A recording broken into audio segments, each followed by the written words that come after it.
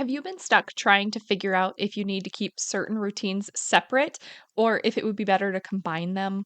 We had a question come up recently about morning routines and morning walks, so I want to talk about it. Are you ready to stop the chaos, the stress, the overwhelm that's filling your life? I'm Renae Matt, and together you and I are going to build simple routines that are going to change your life. When you put these habits into practice, you're going to be able to organize your life in a way where you can be there for your family, pay off your debt, save money, your house can stay organized, you don't have to stress about what's for dinner, and you still get time for yourself. So without further ado, let's get started. Welcome to the Routine Advantage Podcast.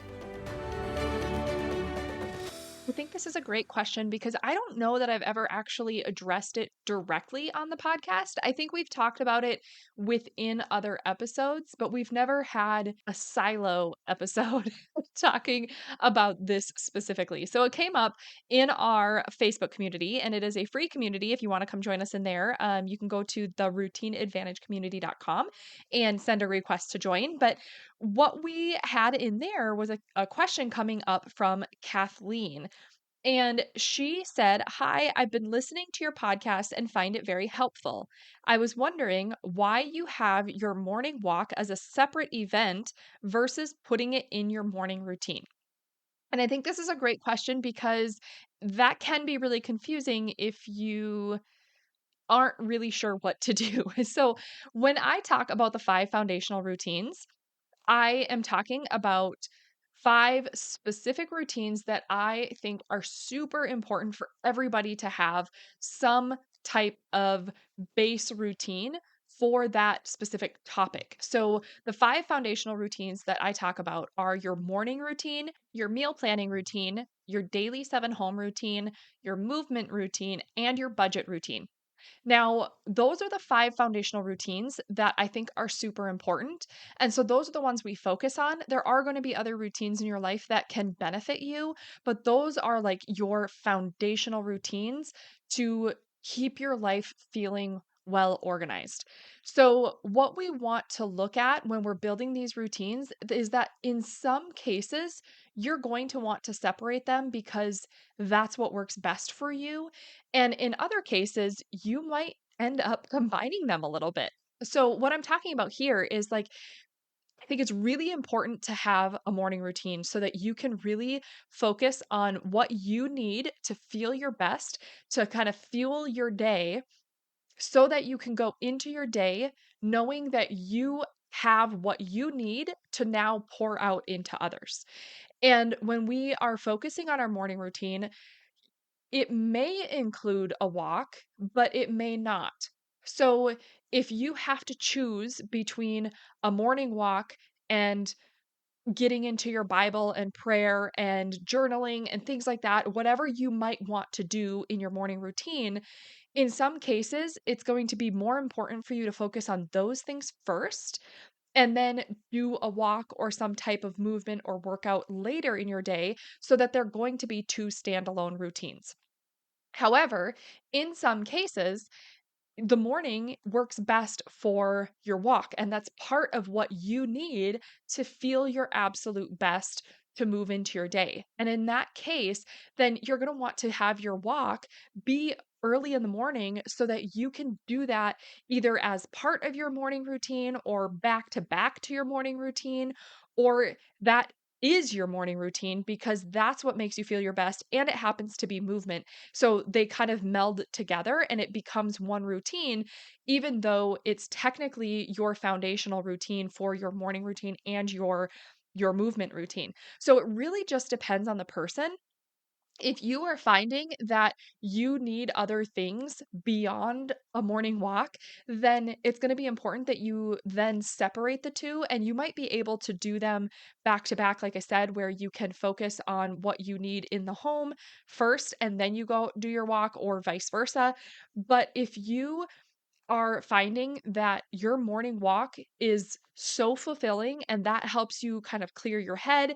You can kind of think things through. Maybe you come back really energized and motivated, and you have your plan set throughout the day. And that's all you need for your morning to feel your best and feel like you are well organized and ready for the day. then that's what you can focus on. So just because they're technically two different routines, it doesn't mean that you can't combine them if that's what works best for you in both of those areas. Now, what I would be more cautious about in some cases is that you can go and do your morning walk, and that is maybe what you are using as your morning routine. But you get back, and even though you feel really great, you feel really chaotic when you come back into your home because you aren't quite ready. Yes, you may feel good and energized from the walk, but you get back into your home, and all of a sudden things kind of start flying off the handle. You feel really frazzled and disorganized, and everything kind of feels like it's pulling at you, and you're starting to feel stressed and overwhelmed throughout the day because you feel like it's all just coming at you too much and you didn't feel quite as prepared as you were hoping to. That's when it might be something to consider that maybe you need to shift some things around. And this is where we're always testing and tweaking things anyway to make sure it's fitting with our life and our season of life. And in this case, then I would suggest looking at your morning routine and considering building them into two separate routines.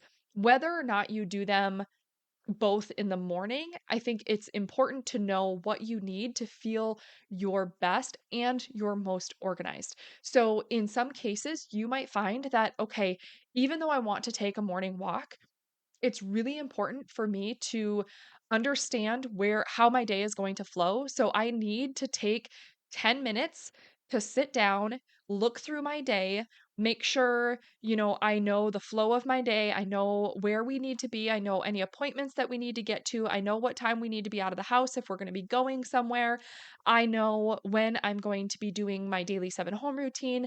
I know when all these things are happening, I feel really organized. Any meal plans. I understand what we're having for dinner. I feel prepared for that. If I need to prep anything, I have got that done. Like all of these different things, like if I need to sit down and I need to take some time with the Lord and pray and do some Bible study, I can get that done right away in the morning before my day gets away from me. And then once I take that time, I'm going to feel really good. Now I can go out for my walk. I can get that done. It's still in my morning, but I had to take that little chunk of time first to really feel prepared. Now I can go take my walk and feel really good, come back feeling energized and knowing exactly what I'm going to be stepping into next to follow the flow of my day stack. And that's when you start really utilizing these routines and understanding how they benefit your life the most. And in some cases, you're going to have those combined and they're going to be together as part of the same routine. And you're knocking both of those foundational routines out of the day right away.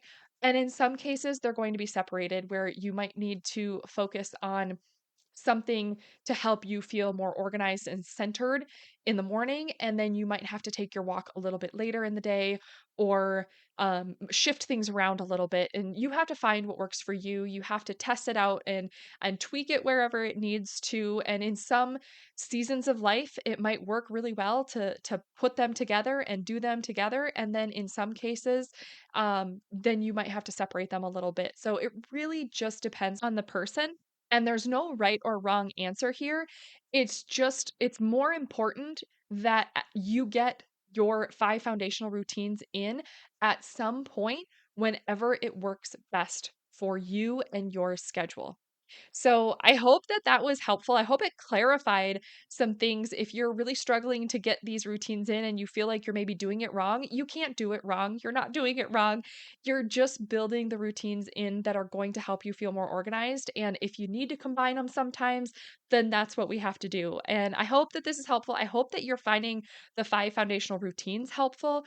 If you need some more information on how those work or how to get started, I have so many previous episodes that will help you out if you want to go back and filter through them, especially the early ones in the beginning of the podcast. They really lay those out. You can also go to my website at reneemat.com and you can search on there. I do have the blueprint available, which is a printable workbook. You can also get it off of Amazon through my website, or you can sign up for the waitlist for my course that is going to walk you through building these 5 foundational routines and getting them in place in your life as well. So lots of information at reneematt.com, but I hope that was helpful. I hope it clarified. Thank you, Kathleen, for your question, and I will catch you guys back here on the next episode. Did you love that episode or learn something useful? If so, would you do me a huge favor?